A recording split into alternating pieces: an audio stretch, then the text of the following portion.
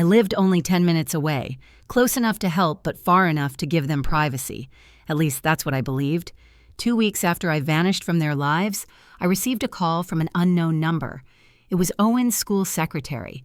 He had a high fever, and Janelle wasn't answering. Philip was on a business trip. I was the emergency contact. My heart wanted to rush there immediately, but I didn't go. I hung up. 15 minutes later, Janelle managed to pick him up. The following month, Clara won first place in the school's essay contest. I used to help her review her writing every week. I saw her photo holding the trophy on a neighbor's Facebook page. She was smiling, but her eyes were searching for someone in the audience. I wasn't there. The months passed. October brought cold winds to Asheville. The leaves fell in my yard and I swept them alone, as I always had. But now the silence was different. It wasn't loneliness. It was choice. Philip appeared again on Thanksgiving. I didn't open the door. He left a box of store-bought pies on the porch. I gave them to my neighbor. Janelle sent me an email at Christmas. It said, "The kids miss you. Please come for dinner." I didn't respond. In January, I received a call from the bank. Philip had used my name as a guarantor on a loan years ago. He was 3 months behind. If he didn't pay, I would lose my house. When I confronted him over the phone, he apologized quickly, but then said, "Mom, you've always been so dramatic. I'll fix it. Relax." Dramatic. As if my pain were theater. I sold 2 pieces of jewelry my mother had left me and paid off the debt. I said nothing to Philip.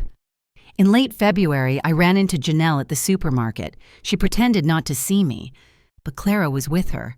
The girl ran to me and hugged me tightly. "Grandma, why don't you come see us anymore?" Her eyes were filled with tears.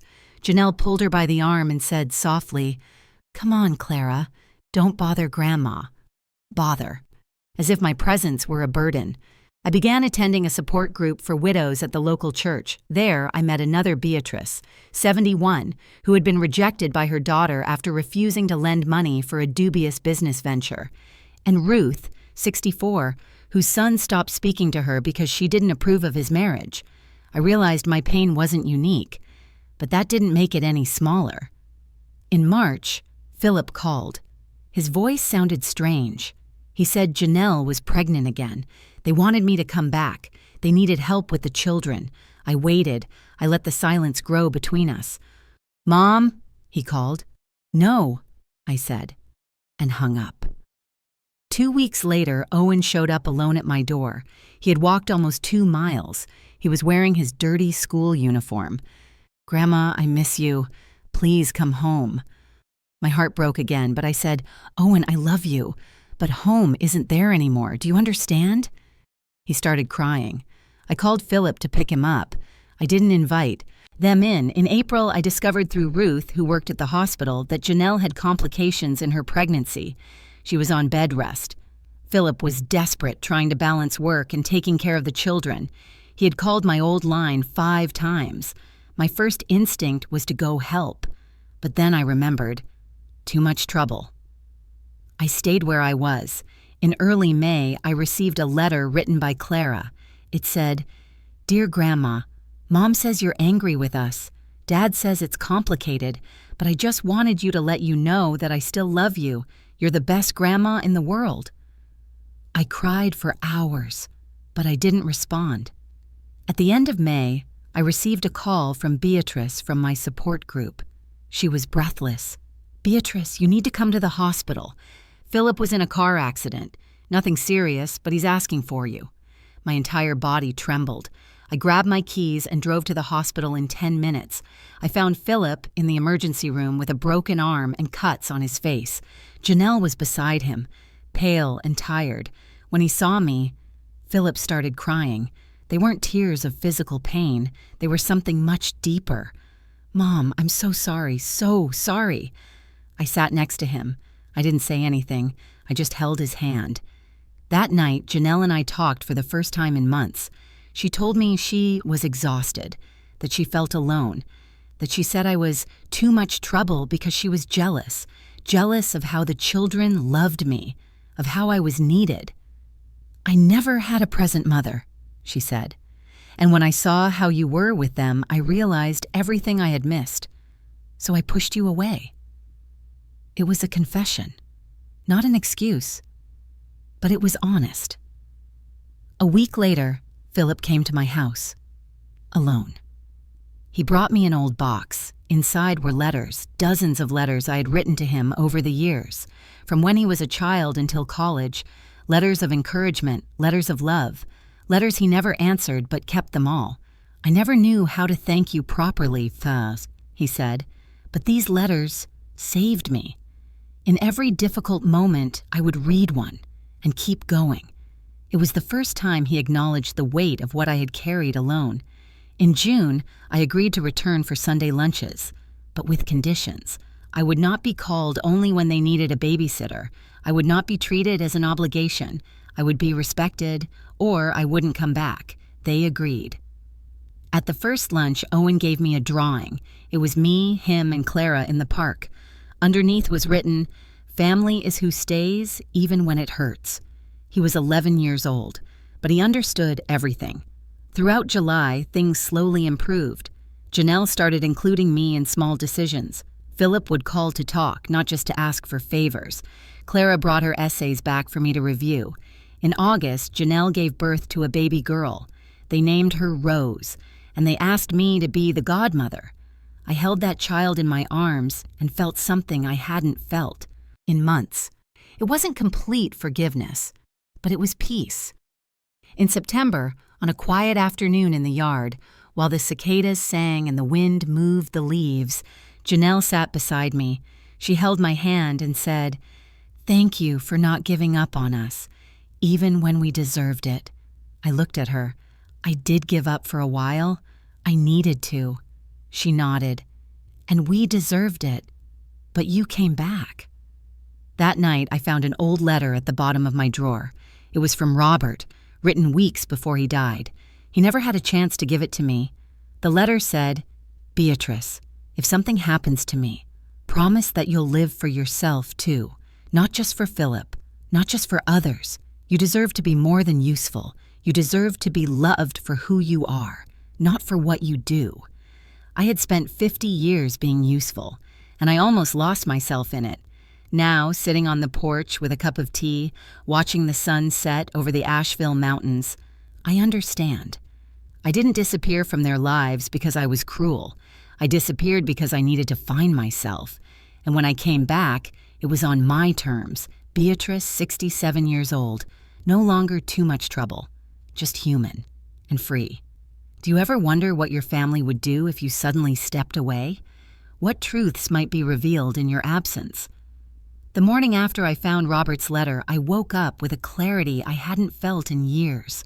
The bedroom light filtered through my curtains differently.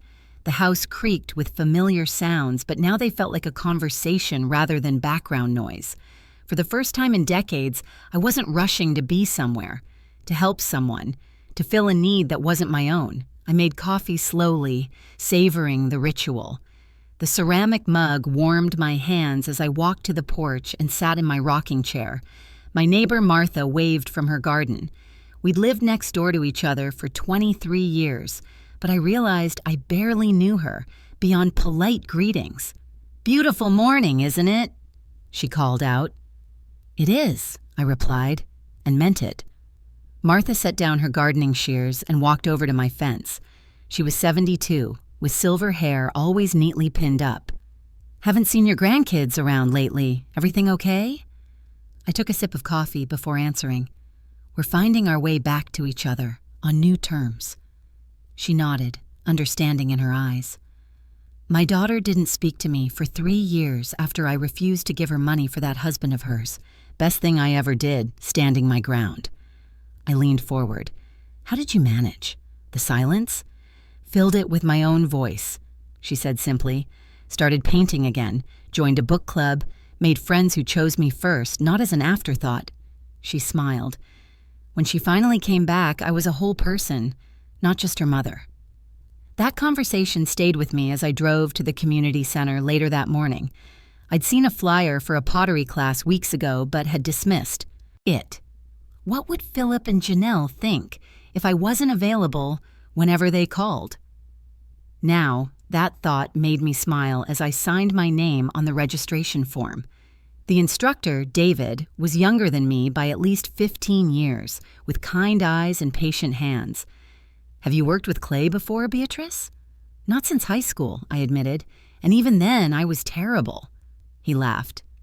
"Perfect. No expectations then." For 2 hours, I focused only on the feel of clay between my fingers. The wheel spun, my creation collapsed twice, and I laughed each time. By the end of class, I had made a small, wobbly bowl that David assured me would survive the kiln. "Same time next week?" he asked as I washed my hands. I nodded. "I'll be here." That afternoon, Philip called. His voice sounded different, less entitled, more cautious. "Mom, we were wondering if you could watch the kids this Saturday. Janelle has a doctor's appointment and I have a meeting I can't reschedule." Before, I would have immediately said yes, rearranging whatever plans I might have had. Instead, I said, "I'm sorry, Philip. I have a pottery class Saturday morning, but I could come by around 2. The silence on the other end was brief but telling. "Pottery class?" He sounded genuinely surprised. "Yes, I've decided to learn something new." Another pause. That's great, Mom. 2:00 would be perfect. Thank you." After we hung up, I felt a strange mixture of guilt and exhilaration. The guilt was old, familiar, the voice that said a good mother is always available. But the exhilaration was new, the realization that I could say no without the world ending. That Saturday, I arrived at Philip and Janelle's house at exactly 2:00. Clara ran to the door when she heard my car. "Grandma, you're here!" She wrapped her arms around my waist. I hugged her back, breathing in the scent of her strawberry shampoo. I promised I would be. Owen approached more cautiously. At 11, he was already learning to guard his emotions, but when I opened my arms, he stepped into them. "Did you bring cookies?" he asked against my shoulder. I laughed. "Not today, but I brought something else." I reached into my bag and pulled out the small bowl I'd made in class. It had been glazed a deep blue, with tiny imperfections that somehow made it more beautiful. "You made this?" Clara asked, running her finger along the rim. "I did. It's not perfect, but it's mine." Owen took it carefully. "Can we keep it?" "Of course, I'll make more. Different ones. Maybe you can both come to a class with me sometime." Their faces lit up at the invitation. Philip walked into the room then, his arms still in a cast from the accident. He looked tired, but smiled when he saw us. "Thanks for coming, Mom." His eyes fell on the bowl in Owen's hands. "What's that?" "Grandma made it," Clara announced proudly, "in her pottery class." Philip examined it, turning it over in his good hand. "It's beautiful, Mom. I didn't know you were interested in pottery." "Neither did I said honestly. "There are a lot of things I'm discovering about myself these days." Something shifted in his expression. Recognition, perhaps, that the mother he thought he knew completely was still revealing herself, even at 67. Janelle returned an hour later, her pregnant belly now prominently showing. She moved more carefully than before, the complications of her pregnancy evident in her cautious steps. When she saw me, she paused momentarily before offering a genuine smile. "Thank you for coming, Beatrice. The doctor says everything's stable now." I nodded. "I'm glad to hear that. The children showed me Clara's new paintings. She's quite talented." "Like her grandmother," Janelle said, and I knew she was extending an olive branch.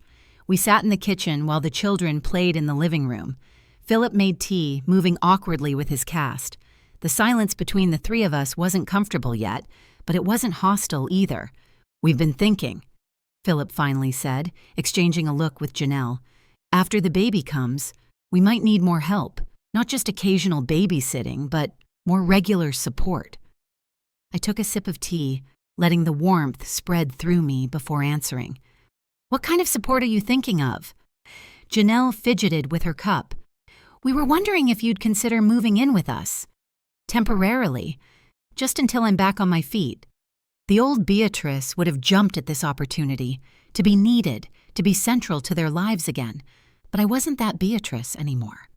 "I appreciate you asking," I said carefully, but I don't think that would be best for any of us." Their faces registered surprise, then confusion. "But Mom," Philip started, "it would be easier for everyone. You wouldn't have to drive back and forth. We have the guest room." "Philip," I interrupted gently, "I love you all, and I want to help. But I've learned something important these past few months." I set my cup down. "I need my own space, my own life. I can come 3 days a week on a schedule that works for all of us, but I won't give up my home or my independence." Janelle looked down at her hands. "Is this because of what I said about you being too much trouble?" "No," I answered truthfully. "It's because of what I realized when I stepped away. I've spent my entire adult life defining myself by what I could do for others. It's time I discovered who I am beyond that." Philip's expression was hard to read.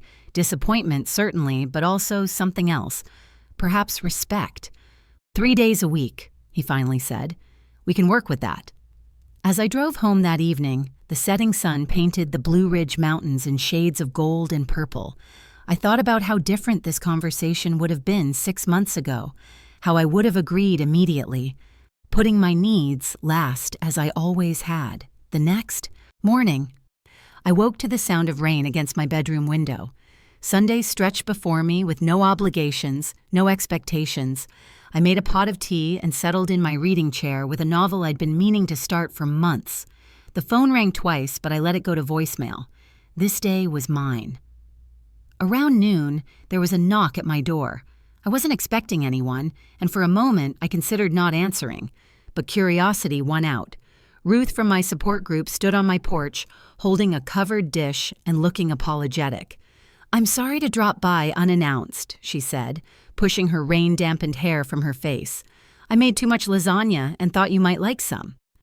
I invited her in, clearing books from my coffee table to make space for her dish. "You didn't have to drive all this way in the rain."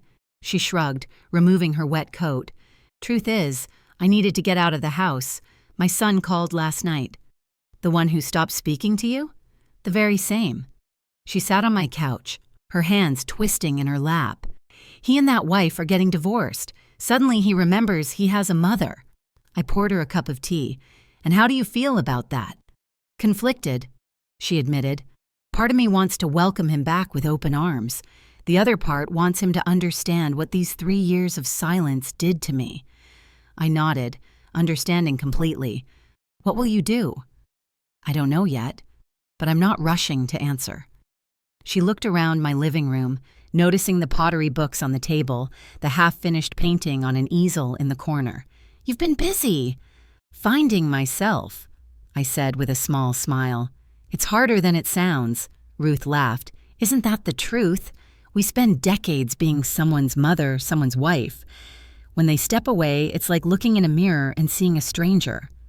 We ate lasagna and talked for hours, the rain creating a cozy backdrop to our conversation. Ruth told me about her plans to travel to Spain next year, something she'd always wanted to do but had put off for her family.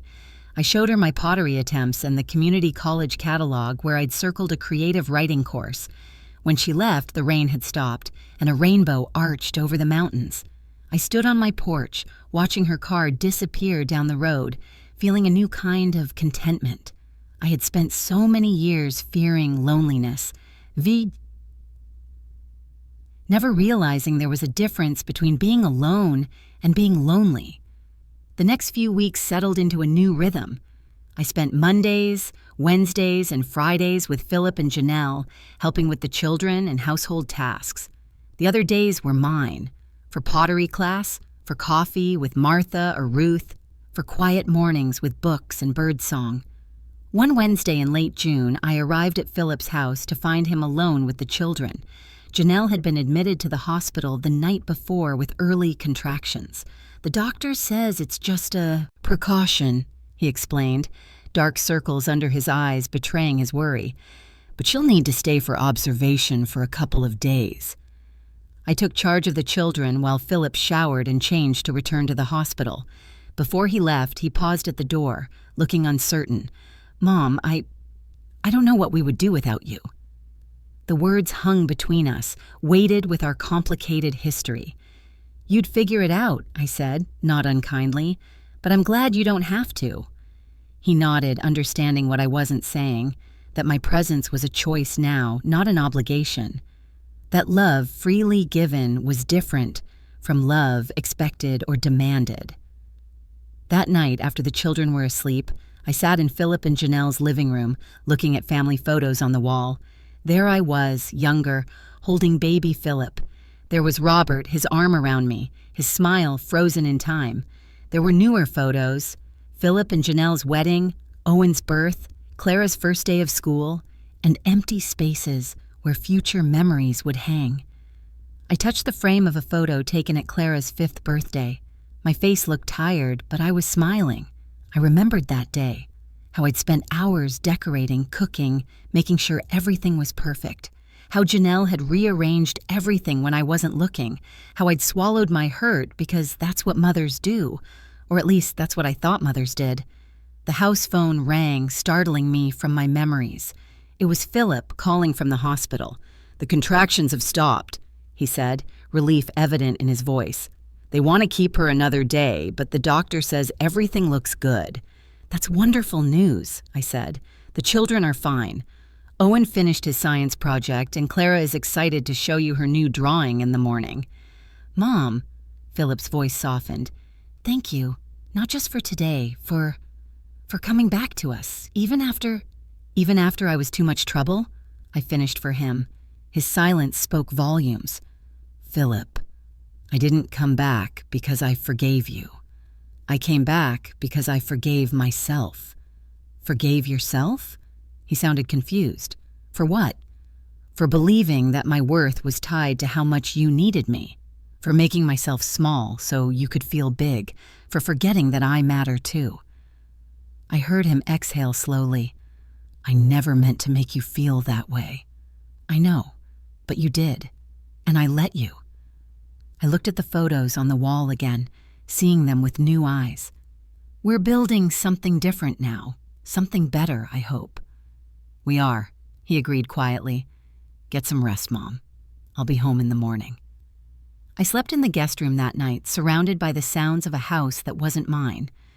Before drifting off, I thought about how easily I could have slipped back into old patterns, moved in as they'd asked, made myself indispensable again, lost the new Beatrice I was just beginning to know. The next morning, I made pancakes shaped like animals for the children.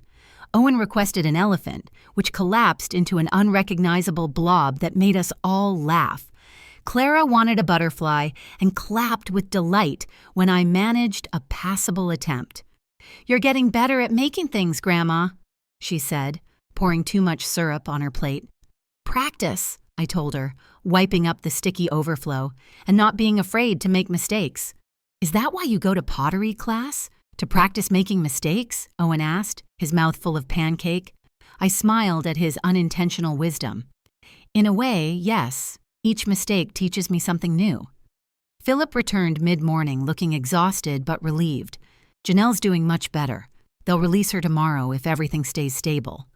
"That's good news," I said, handing him a cup of coffee. "I've been thinking, when she comes home, she'll need rest. Real rest. Not trying to manage everything while lying on the couch." He nodded, running a hand through his uncombed hair. "I know. I can work from home for a few weeks." "And I'll keep my 3 days," I said. "But I've had an idea. What if we hire some help for the other days, a college student perhaps who could help with the children and light housework?" Philip looked surprised. "You mean like a nanny?" "More like a mother's helper. Just until Janelle is back on her feet and the baby has settled in." He considered this, turning the coffee cup in his hands. "That actually makes sense, but it's an extra expense." I took a deep breath. "I'd like to help with that. Not by giving up my time or my home, but financially. It would be my gift to you all." Philip's eyes met mine, understanding dawning. This wasn't the same as my previous help. Always available. Always at personal cost. This was a boundary-respecting support that honored both their needs and mine. "Thank you," he said simply. "I'll talk to Janelle about it." The following week, we interviewed 3 candidates and settled on Emily, a 22-year-old nursing student who needed flexible hours and extra income. She would come Tuesdays, Thursdays, and Saturday mornings, complementing my Monday, Wednesday, Friday schedule. When Janelle came home, she was put on strict bed rest until the baby arrived. The arrangement worked better than any of us expected. Emily brought fresh energy and ideas for entertaining the children. I maintained my own life while still being present for my family, and Philip learned, perhaps for the first time, what it meant to truly partner in family care rather than delegate it. In late July, 2 weeks before her due date, Janelle went into labor. This time, everything progressed normally. I stayed with the children while Philip took her to the hospital. Emily came over to help, and together we distracted Owen and Clara with board games and cookie baking. The call came just after midnight. Rose Elizabeth had arrived, healthy and perfect, at 7 pounds, 3 ounces. "Would you bring the kids to meet their sister in the morning?" Philip asked, his voice thick with emotion. "Of course," I promised. "Get some rest if you can." The next morning, I helped Owen and Clara make welcome home cards for their new sister. We picked flowers from my garden and bought a small stuffed lamb from the hospital gift shop. When we entered Janelle's room, the sight of her holding that tiny bundle made my heart swell.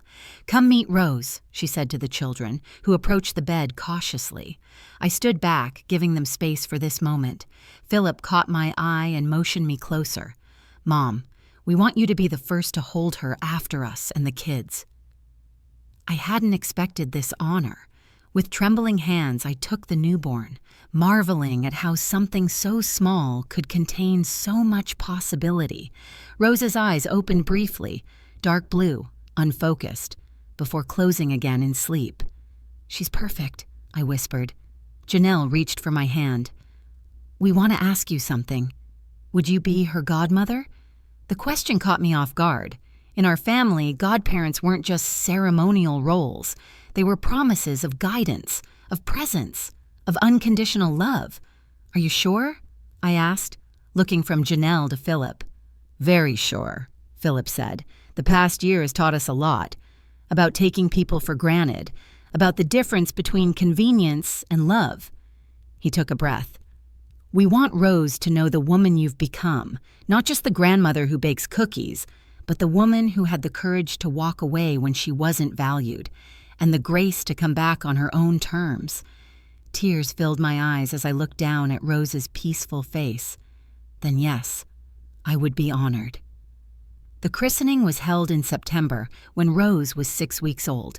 The church was filled with family and friends, including Martha and Ruth, who had become important parts of my new life. Emily sat with Owen and Clara, helping them stay quiet during the service. As I stood at the font, making promises to guide this new life, I felt a circle completing. Not the same circle as before, not the endless loop of giving without boundaries, but a new one, built on mutual respect and genuine love. After the service, we gathered at Philip and Janelle's house for a celebration. I brought a cake I'd baked myself and pottery cups I'd made for each family member, each one unique, imperfect, beautiful in its own way. As the afternoon wore on, I found myself sitting on the back porch with Janelle. Rose was sleeping in her arms, and the setting sun cast a golden glow over the yard where Owen and Clara played with their cousins. "I never thanked you properly," Janelle said quietly. "For what?"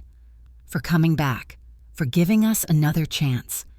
She adjusted Rose's blanket, "For showing me what real strength looks like." I considered her words carefully. You know, when I walked away, I wasn't trying to teach anyone a lesson. I was just trying to survive. She nodded. "That's what made it so powerful. You weren't punishing us. You were saving yourself." She looked at me directly. "My mother never did that. She stayed in an abusive marriage, let my father drain her of everything. Her money, her spirit, her sense of self. By the time I was old enough to understand, there was nothing left of her." This was the most Janelle had ever shared about her childhood. Suddenly, her earlier jealousy made more sense. Seeing a strong maternal figure must have highlighted everything she'd missed. "I'm sorry you didn't have the mother you deserved," I said softly. "I'm trying to be that mother for my children," she replied, "and I'm learning from you. Not the old you who would do anything to be needed, but this new you who knows her own worth. Rose stirred in her sleep, making tiny noises that made us both smile. She's going to be strong-willed, I predicted. God help us, Janelle laughed. Between your genes and my stubbornness, we don't stand a chance. As twilight deepened, guests began to leave. I helped clean up, working alongside Philip in comfortable silence. When the last dish was dried and put away, he walked me to my car. Will you come for dinner on Sunday? He asked. Just because. Not because we need anything. I smiled at this distinction that would have seemed unnecessary a year ago. I'd like that. Driving home in the gathering darkness, I felt a sense of completion that had nothing to do with others' needs or expectations. My house welcomed me with its familiar creaks and shadows. I made a cup of tea and sat on my porch, listening to the night sounds of the mountains. My phone buzzed with a text message from Ruth. How is the christening? Spain plans still on for October? Need to book flights. I smiled as I replied, confirming our travel plans. At 67, I was about to take my first trip abroad, something the old Beatrice would never have allowed herself. Later, as I prepared for bed, I caught my reflection in the bathroom mirror. The same silver hair, the same lines around my eyes and mouth, but something was different. There was a steadiness in my gaze, a certainty that hadn't been there before. Hello, Beatrice, I said to my reflection. And for the first time in decades, I truly recognized the woman looking back at me. The next morning, I woke to sunshine streaming through my curtains. I had pottery class at 10, lunch with Martha at noon, and the afternoon stretched before me with possibilities. I might work in my garden. I might start that novel I'd been thinking about. I might simply sit and watch the clouds move across the Asheville sky. The choice was mine, and that made all the difference. Have you ever had to walk away from someone you loved to find yourself again? Sometimes the hardest boundaries to set are with those closest to our hearts. October arrived with a blaze of color in the Blue Ridge Mountains. The maples turned fiery red, the oaks deep gold, the air crisp with the scent of wood smoke and apples. I spent a morning packing for my trip to Spain, carefully folding clothes into a suitcase that had gathered dust in my attic for years. The doorbell rang as I was debating between two scarves. Philip stood on my porch, holding Rose in a carrier. Sorry to drop by unannounced, he said, echoing my own former habit. Rose has her 2-month checkup, and Janelle had to take Owen to the dentist. I was wondering if you could watch her for an hour while I run to a quick meeting. Emily had a family emergency. I looked at my half-packed suitcase, then at my granddaughter's sleeping face. Of course, come in. Philip set the carrier on my coffee table and handed me a diaper bag. Everything you need should be in here. She just ate, so she'll probably sleep the whole time. We'll be fine, I assured him. Don't worry. After he left, I sat on the couch next to Rose's carrier, watching her tiny chest rise and fall. Her eyelashes were impossibly long against her cheeks, her lips making small movements in her sleep. I resisted the urge to pick her up. She was peaceful, and I'd learned enough about babies to know you don't disturb that precious state without good reason. Instead, I returned to my packing, moving quietly around the bedroom. I added a journal, a camera, the Spanish phrasebook I'd been studying. Ruth and I had planned this trip carefully. 2 weeks exploring Barcelona, Madrid, and Seville. My first real adventure that wasn't centered around family obligations. Rose began to fuss just as I was zipping the suitcase. Small whimpers at first, then building to a cry that demanded attention. I lifted her carefully, supporting her head as I cradled her against my shoulder. There, I murmured, patting her back gently. Grandma's here. She continued crying, her tiny face reddening with effort. I checked her diaper, dry. She'd just been fed. I walked with her, swaying slightly, humming a lullaby I used to sing to Philip. Her cries lessened but didn't stop. What's wrong, little one? I asked, as if she could answer. I remembered something I'd read about babies, sometimes needing motion to settle. Holding her securely, I began to dance slowly around my living room, still humming. Gradually, her cries softened to whimpers, then to silence. Her body relaxed against mine, warm and trusting. I continued our gentle dance, Even after she'd fallen back asleep, there was something profoundly peaceful about this moment, different from when I'd cared for Philip or even Owen and Clara as babies. Then I'd been driven by a sense of duty, of proving my worth through tireless care. Now I was simply present, enjoying the connection without expectation. When Philip returned, he found us in the rocking chair on my porch, Rose still sleeping against my shoulder. She was a bit fussy, I explained softly. We had a dance party. He smiled, taking the seat beside me. You've always had the magic touch with babies. Not magic, just patience. I carefully transferred Rose to his arms. How was the meeting? Canceled at the last minute, he sighed. Story of my life lately. Work's been challenging. I studied his face, noting the tension around his eyes. Want to talk about it? He hesitated, then shook his head. Not today, but thanks, Mom. He nodded toward my open front door, where my suitcase stood in the hallway. Getting ready for your big adventure? Almost packed, I confirmed. Ruth and I leave on Thursday. Spain, he said, a note of wonder in his voice. I still can't quite believe my mother is going to Spain. Neither can I admitted with a laugh. But that's what makes it exciting. Philip adjusted Rose's blanket, his expression thoughtful. You know, I don't think I ever saw you do anything just for yourself when I was growing up. Not one thing. The observation hung between us, simple but profound. That's probably true, I said after a moment. After your father died, there wasn't time, or money, or energy. I looked out at the mountains, their autumn colors brilliant in the afternoon sun, but there's always been a part of me that wanted more. I just didn't listen to it for a very long time. I'm glad you're listening now, he said quietly. Dad would be too. The mention of Robert brought a familiar ache, but it was gentler now. Yes, he would. He always said I should see the world someday. Philip stood, careful not to disturb Rose. Well, take lots of pictures. Clara wants a postcard from every city. Already planned, I assured him, walking them to the door. And I've made something for each of you. Early Christmas presents. I retrieved 4 packages from my pottery shelf. Each contained a piece I'd made in class. A mug for Philip with mountains etched into the glaze, a flower vase for Janelle in her favorite shade of blue, a pencil holder for Owen shaped like a rocket, and a small jewelry dish for Clara decorated with butterflies. Mom, these are beautiful, Philip said, examining his mug. You've gotten really good at this.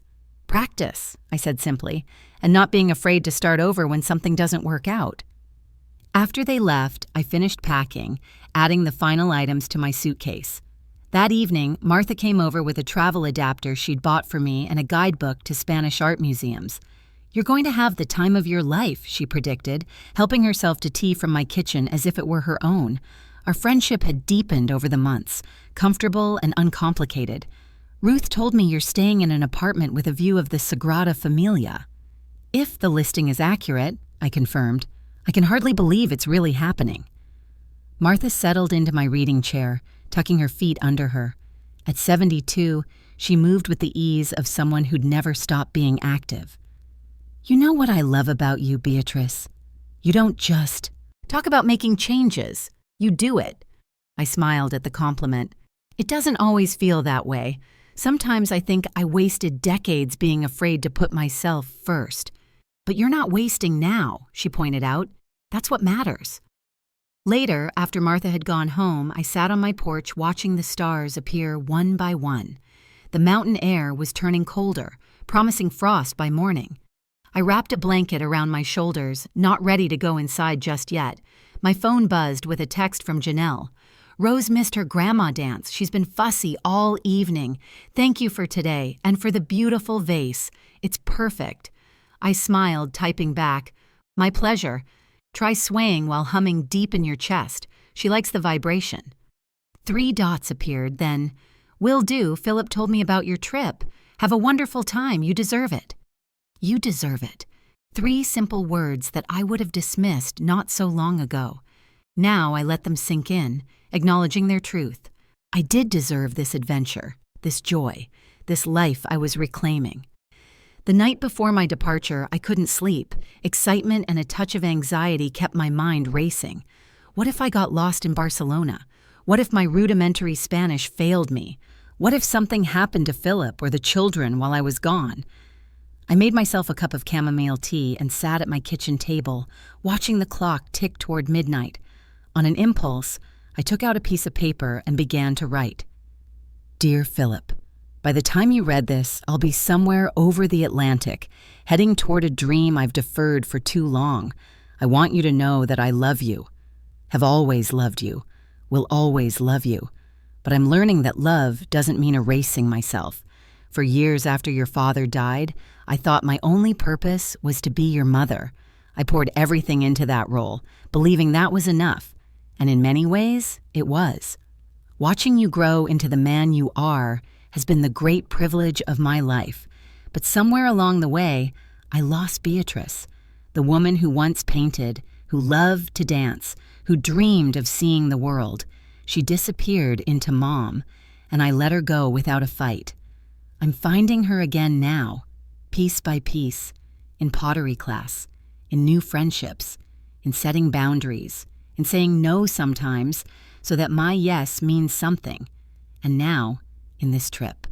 While I'm gone, remember that the children need your presence more than perfection, that Janelle deserves your partnership, not just your provision. That love is shown in the small moments of attention as much as in grand gestures. I'll bring you stories and pictures and probably too many souvenirs, but most importantly, I'll bring back a more complete version of myself. And isn't that the best gift a mother can give her children? To show them how to live fully, how to honor their own hearts even as they care for others? All my love, Mom. I sealed the letter in an envelope and set it on the counter, where Philip would see it when he came to water my plants tomorrow. Then I went to bed and slept deeply, dreamlessly, until my alarm woke me at dawn. Ruth picked me up at 6, her small SUV already packed with her own luggage. Her eyes were bright with excitement as she helped load my suitcase. Ready for our big adventure, Beatrice? I took one last look at my house, at the mountains that had witnessed my entire adult life, at the garden Robert and I had planted together 30 years ago. Then I turned to my friend with a smile that came from somewhere deep and true. Absolutely ready. The flight to Barcelona was long but uneventful. I watched 2 movies I would never have chosen at home, ate airplane food that wasn't as bad as I'd feared, and slept fitfully against the window. When we finally landed, the Spanish afternoon sun was blinding. "We're here," Ruth whispered, squeezing my hand as the plane taxied to the gate. "We really did it." Everything about Barcelona was different from Asheville. The light, the sounds, the rhythm of life. Our apartment was small but perfect, with a tiny balcony that offered a view of Gaudi's unfinished masterpiece just as promised. That first evening, we sat there with glasses of local wine, watching the changing colors of the sunset on the cathedral's unique facade. "To new beginnings," Ruth toasted, clinking her glass against mine. "To finding ourselves," I added. Days flowed into each other in a blur of new experiences. We wandered through the Gothic Quarter, ate tapas in tiny restaurants where no one spoke English, learned to navigate the metro system through trial and error. I took hundreds of photos and sent postcards to the children as promised. Each night, I fell into bed exhausted but exhilarated. 1 week into our trip, we visited the Picasso Museum. I stood before paintings I'd only seen in books, mesmerized by the artist's evolution. One particular piece, a portrait of a woman with knowing eyes, held me captive. "She reminds me of you," Ruth commented, joining me in front of the painting. "Me? I don't see it." "Not in looks," Ruth clarified. "In essence. There's something in her expression, like she knows things now that she didn't before. Like she's come through something and is stronger for it." I studied the portrait again, seeing what Ruth meant. There was a quiet dignity in the woman's gaze, a self-possession that spoke of lessons hard won. "I hope so," I said softly. That evening, I called Philip via video chat. The connection was spotty, but seeing his face and Clara and Owen crowding into the frame behind him filled me with a complex joy. I missed them, yes, but I was also grateful for this distance, this space to be fully myself. "How's Spain?" Clara asked eagerly. "Did you see any flamenco dancers?" "Not yet, but we're going to a performance tomorrow night," I told her. "I got you a special gift today, but it's a surprise." "What about me?" Owen chimed in. "Of course I got something for you, too," I laughed. "How's your science project coming along?" As Owen launched into a detailed explanation of his volcano experiment, I noticed Philip watching me with a thoughtful expression.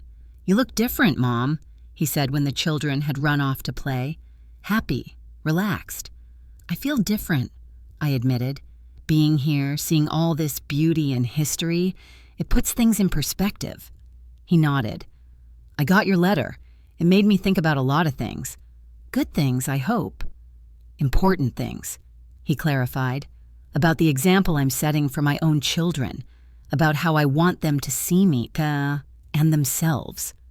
The video froze briefly, his face pixelated and distorted before clearing again.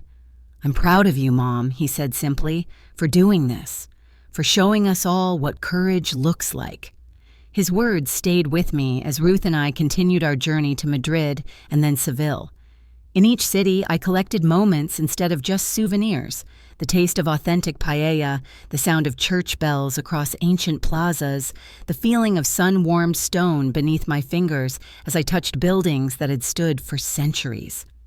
On our last night in Spain, Ruth and I splurged on a fancy restaurant overlooking the Guadalquivir River. The waiter brought us sangria and a parade of small plates: olives, cheese, grilled vegetables, seafood I couldn't name but savored anyway. "We should do this every year," Ruth declared, raising her glass. "Different country each time. Italy next? Or maybe France?" I smiled at her enthusiasm. "Let's see how we feel when we get home, but I'd like that." "What are you looking forward to most about going back?" she asked. I considered the question carefully. Seeing the family, of course, sleeping in my own bed, my pottery class. I paused. But I think what I'm most looking forward to is bringing this version of myself home. The one who says yes to adventure, who isn't afraid to take up space, who knows her own mind. Ruth reached across the table and squeezed my hand. "That Beatrice has always been there. She was just waiting for you to find her again." The flight home seemed quicker somehow, perhaps because I slept more soundly. When we landed in Atlanta for our connection to Asheville, I turned my phone back on to find several messages from Philip. "Safe travels, Mom. Can't wait to hear all about your trip. The kids made welcome home signs. Fair warning, glitter is involved. Janelle wants you to come for dinner tomorrow if you're not too jet-lagged. No pressure." I smiled, typing back, "Just landed in Atlanta. One more flight to go. Dinner tomorrow sounds perfect, bringing Spanish gifts and stories." Ruth and I parted at the Asheville airport with promises to meet for coffee in a few days to share photos. Philip was waiting at the arrivals area alone. "The kids wanted to come, but Rose has a cold," he explained, taking my suitcase. "Nothing serious, but we thought it best to keep her home." "Of course," I agreed. "How is everyone?" "Good, busy." He smiled. "Missing you." The drive to my house was filled with comfortable conversation, me sharing highlights of the trip, him updating me on family news. When we arrived, I was surprised to see lights on inside. Did I leave something on for 2 weeks? I wondered aloud. Philip looked slightly guilty. "Actually, there's a small welcome home gathering. Just family. I hope that's okay." Before I could answer, the front door opened and Owen and Clara burst out, running down the porch steps to meet us. They were followed more slowly by Janelle, carrying Rose wrapped in a blanket despite the mild evening. "Surprise!" the children shouted, engulfing me in hugs. "Welcome home, Beatrice," Janelle said warmly. "We couldn't wait until tomorrow to see you." I was touched by the gesture, especially from Janelle. Our relationship had improved dramatically, but this spontaneous welcome suggested a genuine warmth I hadn't expected. Inside, they'd prepared a simple dinner. Nothing elaborate, just comfort food and a homemade cake with "Welcome Home Grandma" written in uneven frosting. "Clara did the decorating," Owen explained. "That's why it looks weird." "It does not look weird," his sister protested. "It's artistic." I laughed, setting my suitcase aside. It's perfect. Thank you all. After dinner, I distributed the gifts I'd brought back: a flamenco fan for Clara, a FC Barcelona jersey for Owen, a hand-painted ceramic serving dish for Janelle, a bottle of fine Spanish olive oil for Philip, and a tiny silver bracelet for Rose to grow into. "These are just small things," I said as they exclaimed over their presents. "The real gift was the experience itself." "Tell us everything," Clara insisted, settling beside me on the couch. "Did you get lost? Did you speak Spanish? Did you dance flamenco?" I laughed at her enthusiasm. "Yes, to getting lost, several times. My Spanish was terrible, but people were kind. And no, I didn't dance flamenco, but I watched professionals who were magnificent." I shared stories until Clara began to yawn and Rose grew fussy. Philip checked his watch. "We should get the kids home to bed. School tomorrow." "Of course," I agreed, suddenly feeling the weight of jet lag. "Thank you for this lovely welcome."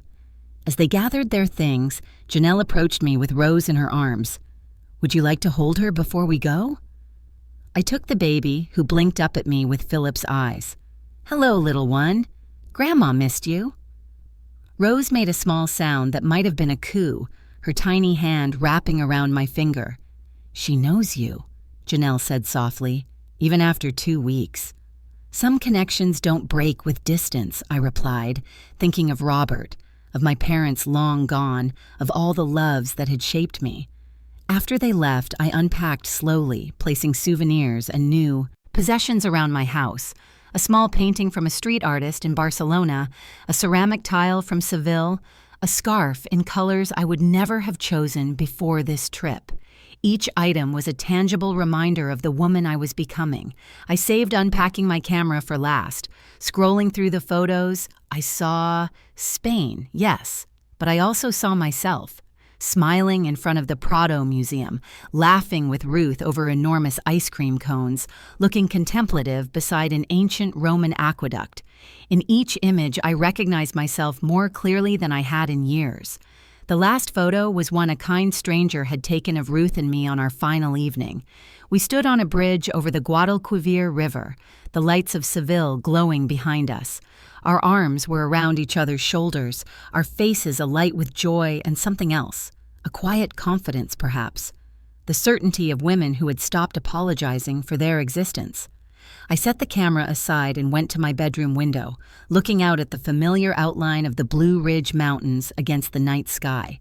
They were the same mountains I'd seen every day for decades, but somehow, after seeing the world beyond them, they seemed both smaller and more precious.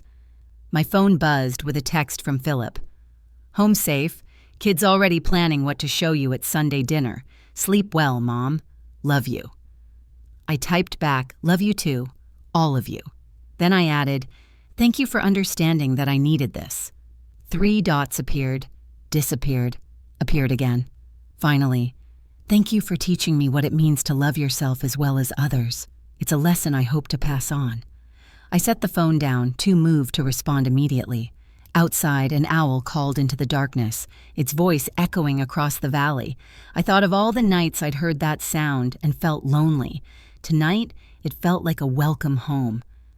In the morning, I woke early despite the jet lag, my body still on European time. I made coffee and took it to my porch, watching the sun rise over the mountains. The air was cooler than when I'd left, autumn deepening toward winter. My neighbor Martha waved from her driveway, then crossed over to join me. "Welcome back, world traveler. How was it?" "Wonderful," I said simply. "Everything I hoped for and more." She settled into the chair beside mine, wrapping her cardigan tighter around her shoulders. "And how does it feel to be home?" I considered the question, watching the mist rise from the valley below. Different, like I'm seeing everything with new eyes. "That's the gift of travel," she nodded. "It changes how you see your own life." We sat in companionable silence, sipping our coffee as the day brightened around us. A blue jay landed on my porch railing, bold and curious, before flying off to a nearby tree. "I'm starting a painting class next week," Martha announced suddenly, "at the community center, Tuesdays at 10. You should join me." I smiled at her invitation. "Might just do that. My pottery teacher says I have a good eye for color." "Of course you do. she said matter-of-factly. "You've been seeing beauty your whole life. You just haven't been claiming it for yourself." Her words struck me as profoundly true. I had always appreciated beauty, in nature, in my children, in small daily moments, but I hadn't allowed myself to create it, to be part of it, to let it transform me from within. "I'll be there on Tuesday," I decided, 10 o'clock. Later that day, I called the community college and registered for the creative writing course I'd been considering before my trip. The semester would start in January. A new year, a new challenge, a new way of expressing the person I was becoming. That Sunday, I arrived at Philip and Janelle's house for dinner, carrying a dish of paella I'd attempted to recreate from memory. It wasn't quite authentic, but it was made with love and a spirit of adventure. Owen met me at the door, eager to show me the volcano project that had earned him an A in science. Clara had a new dance routine she'd learned in ballet class. Rose, recovering from her cold, was alert and curious in her bouncy seat on the living room floor. As we sat down to dinner, Philip raised his glass.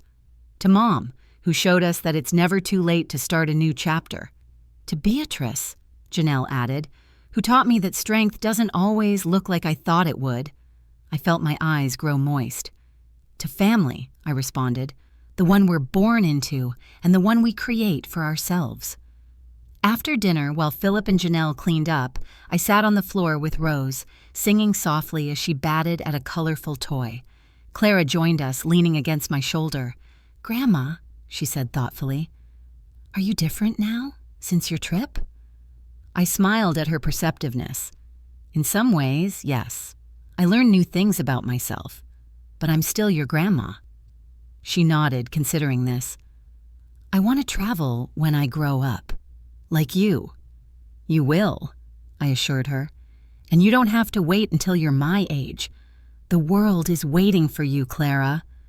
"But I'll always come back," she declared, "because home is important too." "Yes," I agreed, looking around at this family that had hurt me, healed me, and ultimately helped me find myself. Home is very important, especially when it's a place where you can be fully yourself. Later, as I prepared to leave, Janelle walked me to my car. The evening air was crisp, stars beginning to appear in the darkening sky. "I've been meaning to ask you something," she said, her breath visible in the cold. "Would you consider teaching me pottery? Not in a class, just you showing me the basics sometime." The request surprised me. "Of course, but why pottery?" She looked toward the house, where lights glowed warm in the windows. "When I see what it's done for you, how it's helped you express yourself, find joy in creating something with your hands, I think I need that too, something that's just for me." I understood completely.